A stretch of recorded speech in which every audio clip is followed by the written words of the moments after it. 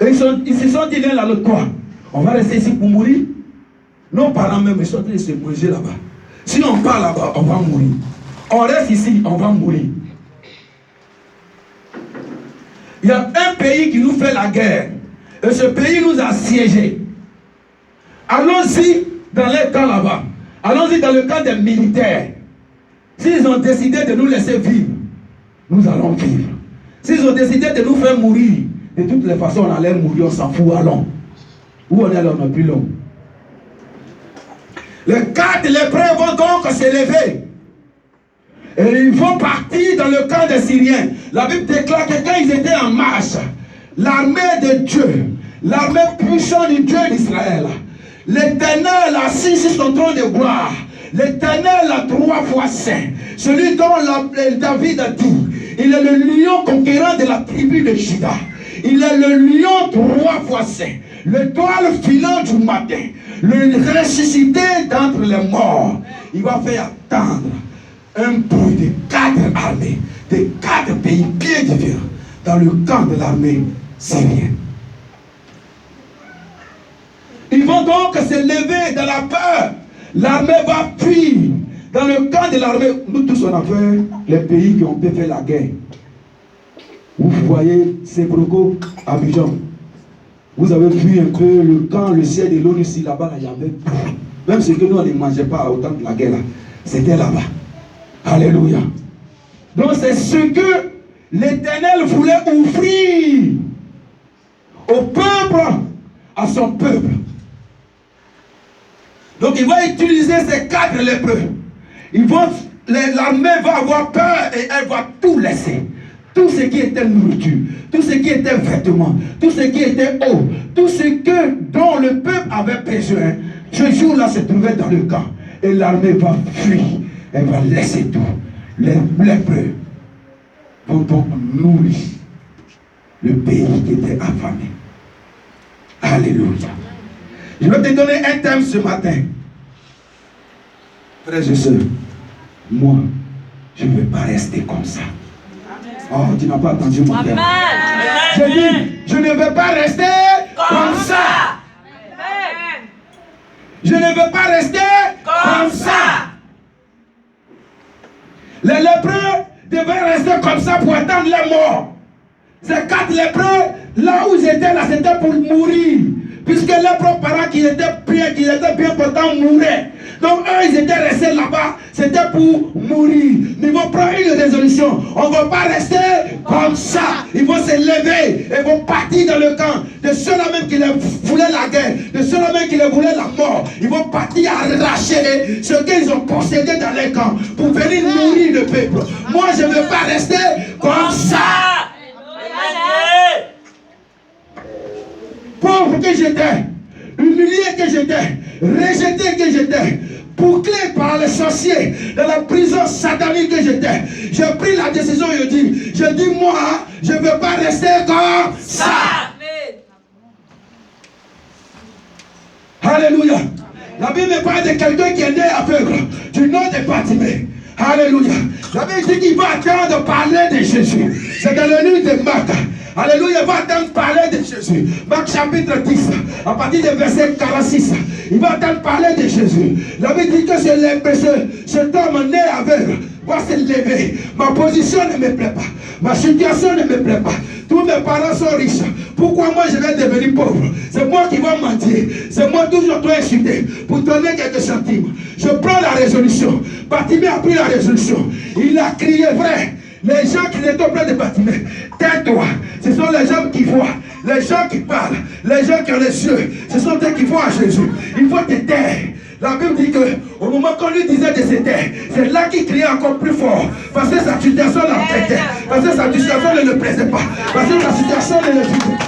Il ne peut plus vivre sa situation. Alors, au moment de la mesure que les gens lui disaient de se taire, c'est à fur et à mesure qu'il criait encore plus fort. Et son cri a fait arrêter Jésus. Amen. Amen.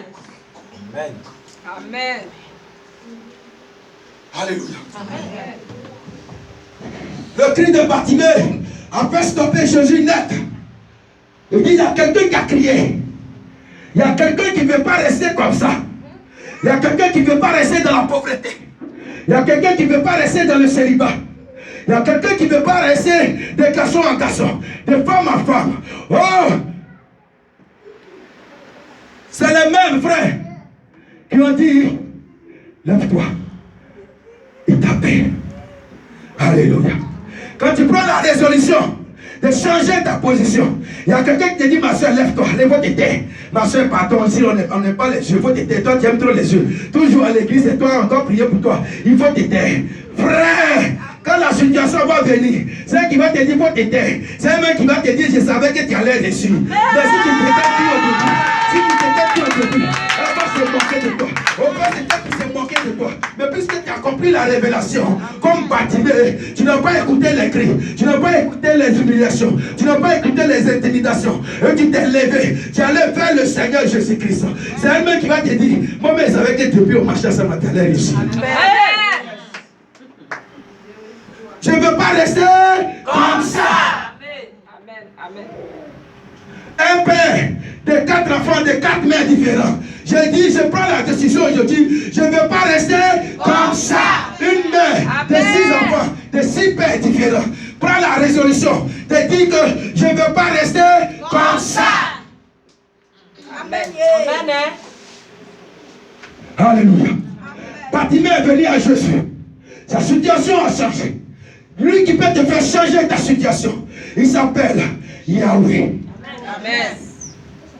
Il est assis sur son trône élevé. Amen. Et tout dans les cieux lui rend hommage. Il est assis sur son trône élevé. Et tout dans les cieux lui rend hommage. Il est 3 fois saint, l'éternel des armées. Saint, Saint, Saint, est son puissant nom. Il est assis sur son trône de gloire. Il est assis sur son trône élevé. Et il fait de la terre son marchepied. La Bible dit que Saint, Saint est son puissant nom. Tu appartiens à quelqu'un, que son nom est puissant. Alors toi-même tu es puissant. Parce que la Bible dit que nous sommes cohérités avec le Christ. Dans le royaume des cieux. Alors ta situation, il ne faudrait pas que ça reste comme ça. Amen. Amen. Oh yes. Amen. Il y avait une femme encore qui perdait le sang pendant 12 ans, ma fille Prisca. La Bible dit que ce jour-là, elle a entendu parler de Jésus. Elle va prendre la résolution à elle-même. En Israël, le peuple juif avait des coutumes. Quand tu as menstrué, c'est pour menstruer. Tu ne prépares pas pour ton mari. Tu ne rentres même pas dans la chambre de ton mari. Tu ne touches aucune chose dans la maison. Tu es isolé dans un petit coin. Mais cette femme-là, pendant 12 années de sa vie. Si elle avait 30 ans, elle a eu 42 ans dans ça. Si elle avait 20 ans, elle a eu 32 ans dans ça. Si elle avait 50 ans, elle a eu 62 ans dans ça. Alléluia. La Bible dit que ma fille elle va entendre parler de Jésus. Et ce jour-là, il y avait du monde. Cette femme qui était rejetée, cette femme qui était abandonnée, cette femme qui était délaissée. Elle dit c'est une occasion palpable. C'est une occasion à ne pas rater. Je vais saisir la main de quelqu'un qui vit. Je vais saisir la main de quelqu'un à qui on a dit qu'il donne la résolution. Je vais toucher la main de quelqu'un on a dit qu'en lui il y a la solution à mon problème. Je vais me lever donc. Parce que ma situation ne va pas rester comme ça. Je ne vais pas mourir dans cette perte de sang. Je ne vais pas mourir dans cette pauvreté. Je ne vais pas mourir dans ce célibat. Je ne vais pas mourir dans cette humiliation. Alors je vais prendre la résolution de me lever, d'aller toucher ce temps. Parce que je sais qu'en lui il y a la solution. Parce que je sais qu'en lui il y a quelque chose qui va se passer. Alors elle va prendre une solution. Elle va prendre une résolution, frère et soeur. Elle va aller toucher la robe de Jésus. Malgré ce que les gens lui disaient. Malgré qu'elle a été rejetée. Elle n'a pas regardé ce jour-là les cris des enfants. Elle n'a pas regardé ce jour-là l'humiliation qui allait être portée à son corps. Elle n'a pas regardé ce jour-là les gens qui allaient la bousculer, la pousser. Sa situation était dure. Sa situation était intenable. Sa situation était insupportable. Alors elle va s'élever. Elle va dire, ma situation ne va pas rester comme ça. Amen. Oh yes. Alléluia. Alléluia. Alléluia. Frères et sœurs, elle a pris la résolution.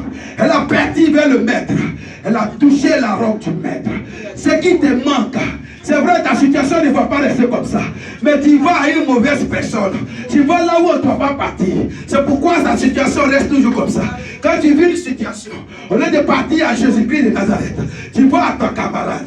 Tu vas à ta partenaire, tu vas à ton frère, tu vas à ta soeur, ils ne pourront rien t'apporter. Au contraire, tu penses que tu as dit ça à une bonne personne. Quand tu vas sortir demain, ils vont dire tu vois c'est là. Pour qu'elle a apporté là, c'est pas pour elle. C'est moi-même, je lui ai donné parce qu'elle est venue m'expliquer. J'avais pitié comme ça, il dit, j'ai pleuré dans mon cœur. Il fallait que je lui donne la piscine, aujourd'hui elle n'allait pas s'habiller. Frère, il y a quelqu'un qui ne te dit pas quelque chose. Il y a quelqu'un qui te donne, il n'y a personne qui parle. Il y a quelqu'un qui te donne, personne ne sait. Personne n'a su. C'est entre lui et toi. C'est un deal spirituel. C'est un deal puissant. C'est un deal puissant. Personne ne sait que quelque chose s'est passé.